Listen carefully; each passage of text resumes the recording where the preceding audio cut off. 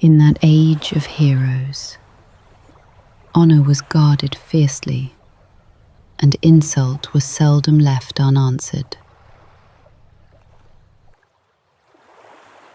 For where men came armed, even words could become weapons.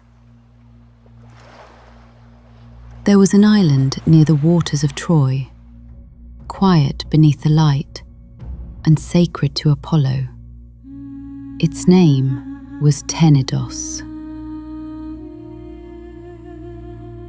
Its king was Tenes, a man remembered for justice and not easily bent once his will was set.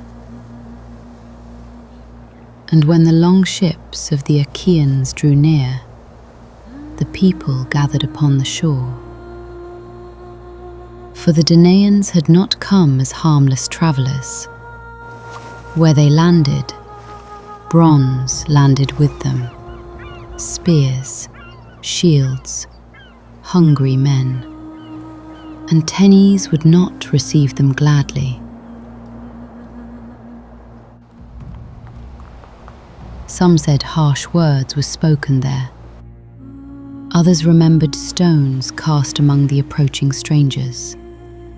For no xenia had been offered there, no sacred bond between guest and host, only refusal, pride, and armed men unwilling to yield before one another. The old songs differ in the telling, yet all told the same end. Honor answered honor, and anger entered between them. To many beside him, Tenes may have seemed only another king resisting the will of the expedition. And soon after, the quarrel turned to blood.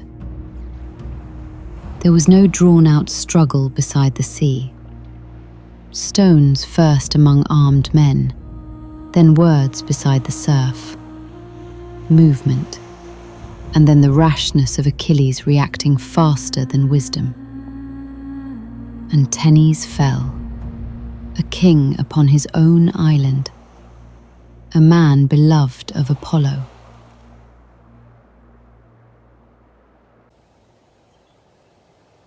For a moment, even the Danaans were silent. The surf moved softly against the stones. The wind seemed to lessen. And above the island, the birds no longer called. Apollo did not appear, yet his presence seemed suddenly everywhere.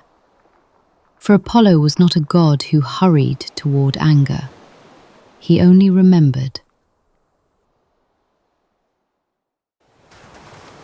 Only after Tenes had fallen did the truth return upon the shore. For long before the ships had sailed from Phthia, Thetis had feared this meeting. Tenes stood beneath the protection of Apollo, some even saying he was the god's own son. And knowing this, the mother of Achilles had entrusted a warning to Neamon, the advisor who journeyed beside her son. Beware the son beloved of Apollo. If you strike him down, the god will remember. But upon the shore of Tenedos, amid shouting, stones, and the sudden bloodshed overtaking the island, the warning was never given. Or else it came too late. And only as Tenes fell beneath his hand, did Achilles understand whom he had killed. And Odysseus spoke beside him quietly.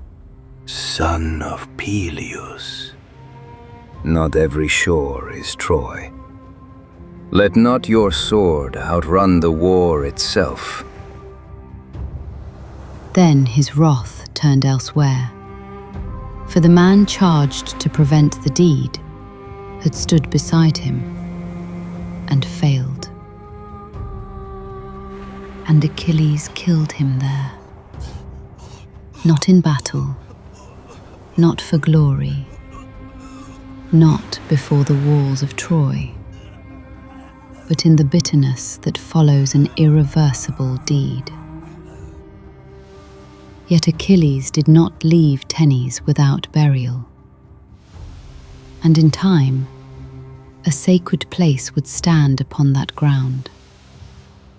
Some even said that within its bounds, the name of Achilles was forbidden to be spoken. So deeply did the memory of that killing remain upon the island. But the Achaeans did not turn back. The dead were left behind upon the island, and once more the longships put out upon the sea. No victory had been won there, only blood, memory, and the anger of a god carried now beside the fleet. And Achilles sailed onward with the others, still honoured among the Argives, his strength still unquestioned, yet marked now by something unseen. Then once more the black ships departed Tenedos, and the sea closed slowly behind them. Ahead still lay many shores, many warnings unheeded. Yet always the fleet moved eastward, drawn onward by the oaths of kings, the wrath of men, and the will of the gods. Toward the war that would consume both conqueror and conquered alike, beneath the distant walls of Ilios. I am Callianera, for even the mightiest hands do not always master the harm they set into motion. Ooh.